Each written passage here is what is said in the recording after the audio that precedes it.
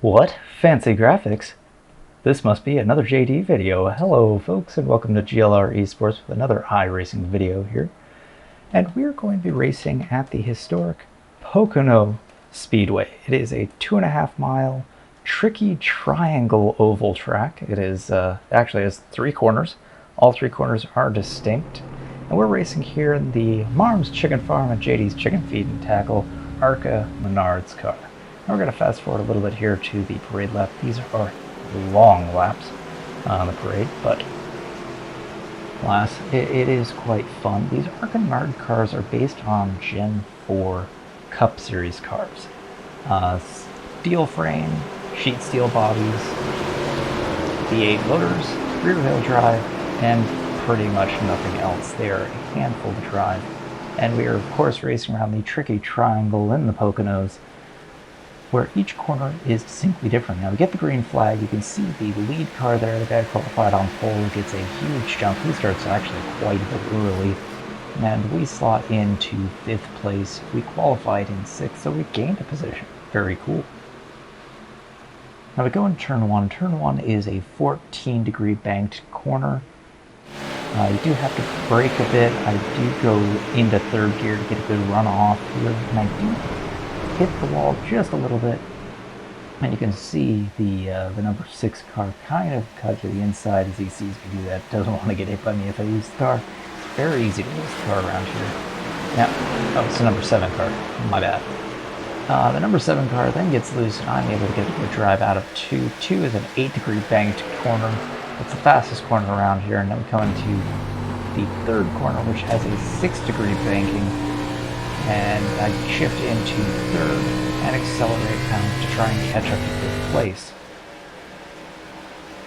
See, some other cars had a little bit of trouble getting out of there, but now it's about catching that number 3 car. Try and see if I can get myself somewhere right there. Now the first place car there, he had a phenomenal qualifying. Did a 56.9. I have not gotten down in 56s. Fastest I did around here was a 57.5, and my qualifying time was about a 57.9, which was pretty average in this field.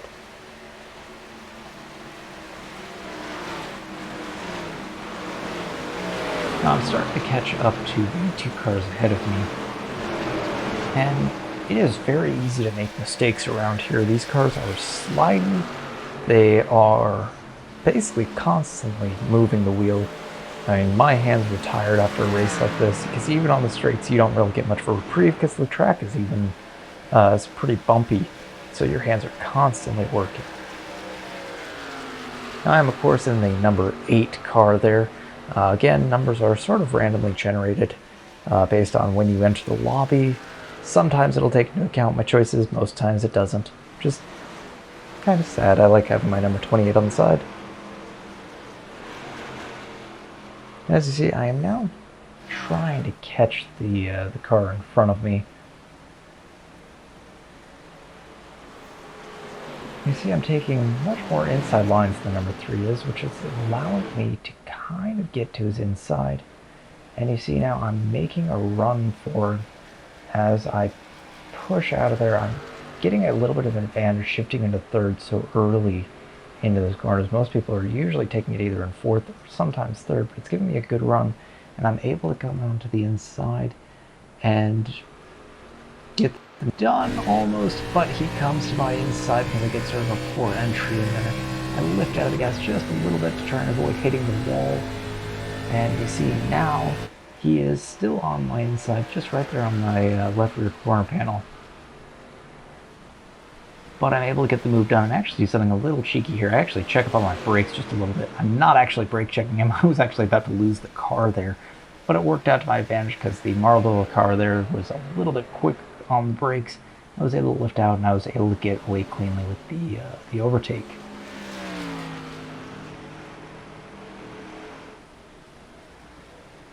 Now it's about hunting down 4th place, as I have now gained 5th. Actually, no, I'm in 4th. It's 3rd and 2nd ahead of me. So it's now a matter of trying to gain maybe 1 position, potentially 2, if I can catch them.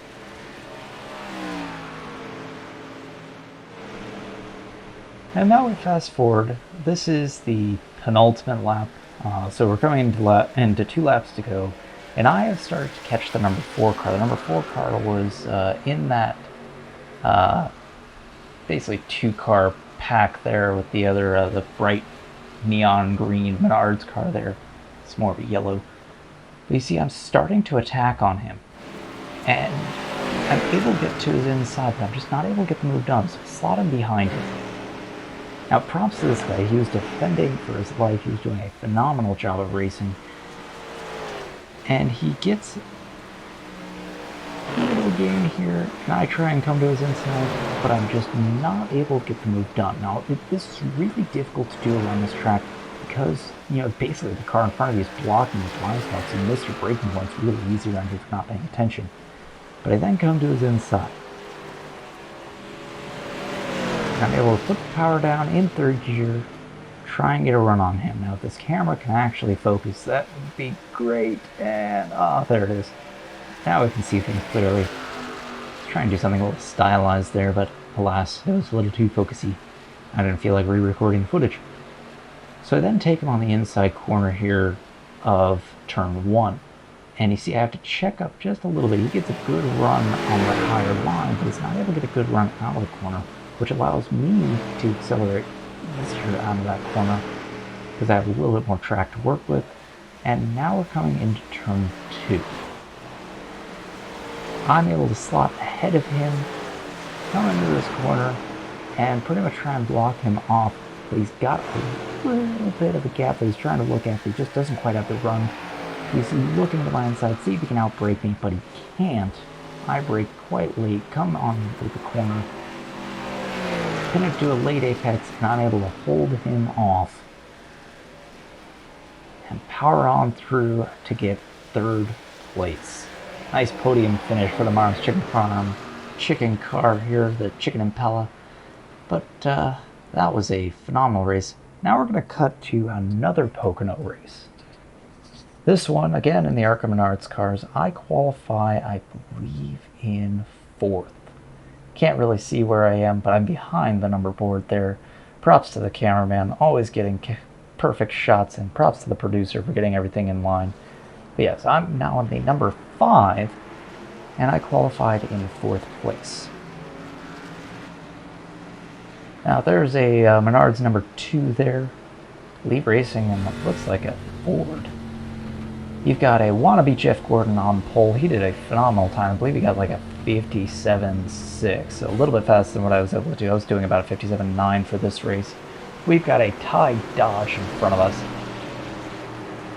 Even though technically all these are in fact Impalas, but it's cool to see people getting creative with the livery editors.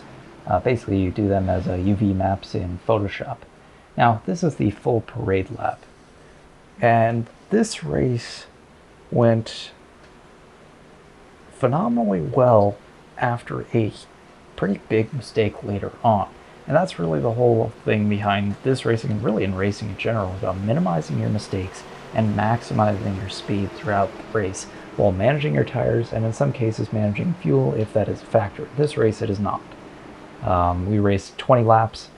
We do not have to deal with fuel, and we just pretty much have to make sure our tires don't just completely shred themselves. So, you know, a little bit of tire management and just, you know, managing your lines as you're going into the corners as your tires begin to wear. So that's really the name of the game in this race. Now this field was actually a little bit more manageable, and I did this actual one earlier before the other race that we did, so the field's not quite as strong. And granted, I was not a strong racer either. But we then come up to the front stretch. Pace car goes in, and we're just watching the number 16, seeing when he goes. And he's going, and so we go. I'm basically stuck to the bumper of the 14. He actually gets a really kind of poor start, so we're going to look to his inside, see if we can take 3rd. A little risky to do on the open lap. We go 3 wide into turn 1. I end up just slotting back into fourth as the number 2 car doesn't quite get the run out. Nice little nose cam view, and we're going to come right really close up to the number 9 car here. I actually misread the back end of his car. It says the Virginias. I thought it said something funnier. I will let you use your imagination on that and understand that I have the sense of humor of a 13-year-old. Oh, it's a mixture of a 13-year-old and then a 50-year-old dad, because it's mostly puns as well as juvenile humor. Then again, that's also 50-year-old dads.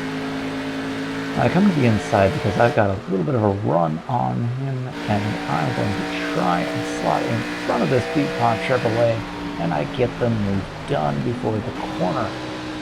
So I'm able to pin it in here, shift into third, so that way I can power out and hopefully pass the Tide 14 and the number 9 car. Now I've got the Tide car on my inside, but the thing is that he does have the advantage of having the inside in that corner, and I'm not going to quite be able to get the run out of here as I would like, but I do actually get on the power relatively well, don't hit the wall, and I manage to pass him. Now he ends up kind of short, basically not really getting any failure as well, and ends up falling back 2 spots. So yay for me, I move up into second. And that's the end of lap 2. This has been quite the race. Now, DuPont Chevrolet is of course based off Jeff Gordon's flame livery that he had towards the, I guess the early to mid 2000s. He raced that livery for quite some time until the I guess it was into the Gen 5 car, what was known as the Car of Tomorrow, which had a splitter and added a spoiler, a separate spoiler, but then they kind of went back to the stock car looks after people complained that it was butt ugly. And it truly was. But these cars were pretty cool. I like the Gen 4 ones. This is what I grew up with.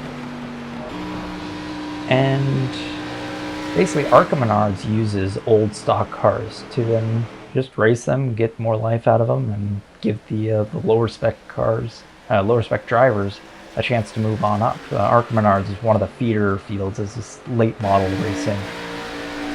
And you see I'm getting really close to the Virginia's car. Trying to see if I can catch up to him. Get a little bit loose coming out of that corner and try not to hit the wall. Really feathering that throttle. And you see I've lost a ton of time to the car ahead of me, and fortunately, cars behind me are gaining quite a bit.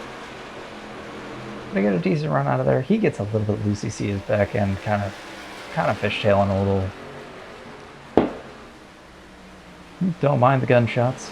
And actually it's fireworks. I'm recording this on the 4th of July. Probably not the smartest idea, but I hear bangs and hear pops. Just know it's either gang violence or it's fireworks. It's one of the two. It's always the case here in Southern California. But we're going to fast forward here, and this is lap, I believe, coming into lap 7. And this is where I make a bit of an error. Now the car ahead of me, he's probably about a second ahead of me. I've got about a second of the cars behind me. And I'm not making any progress, but I'm not losing any progress, which is good. It's a good place to kind of be in. I'd rather be gaining progress, but hey, out of the 3, this is the best. I guess out of the 3, it's the second best. It's not the worst. But as you see, I'm starting to catch up to him because I get a good run out of turn 2. And now I'm probably within about 0.6 to 0.5 seconds. I am flying. I'm getting kind of confident because I think, hey, I might be able to catch the lead. Get out of turn 3, shift into 4th gear, and now it's down the longest stretch in the NASCAR circuit. I believe it's almost close to a mile. It's a long stretch. But as I come into this turn here, I'm getting very, very close to him.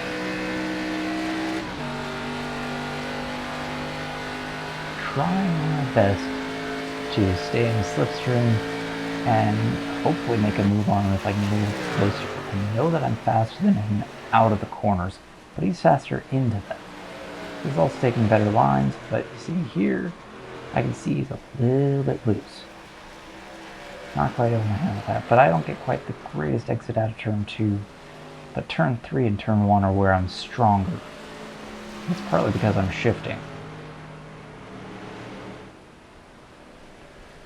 So I'm catching him slowly, but still, we're still about 0.6 to 0.7 seconds behind him right now. Now, as we come up here into turn 1, this is where things go a little bit sideways for me. I shifted a little too early, which caused my wheels to spin. Actually caused me to spin because my wheels locked up, and I lose a ton of time. And the cars behind me end up catching up to me. Now, fortunately, I'm able to hold them off, but it was just simply I shifted too early, trying to get into the gas a little earlier into turn 3, or into turn 1. But alas, it backfired. And that gives him a huge lead. He's got now 2.5 seconds on me. And that is a nightmare scenario, as I now have the cars behind me. But we're going to fast forward now, and we're going to look here. I am able to fortunately hold them off. Basically nothing really happened there, but I catch up to this lapped car. Driving in a Coors Light livery, which is just fantastic.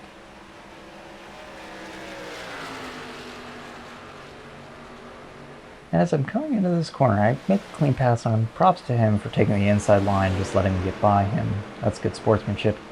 But I notice that there is another car that is really slow on the inside. So I want to take a look and see what happened there. So we're going to take a look here. See, he bumps into the wall and goes to the inside. Oh, hard hit on the inside wall there. That is a rough spot to hit, just no slowing down. Let's take a look inside his car here. Takes a little bit higher of a line and gets into the gas a little too early. Tries to check up, but it's already too late. He should have gotten on the brake. He could have. But just, hard hit. Tough break for that car. Now we're going to fast forward into the end of the penultimate lap, coming into the final lap. Now I've noticed that I've been slowly gaining on that number 9 car. And I'm within about 1.5 seconds as I get the white flag.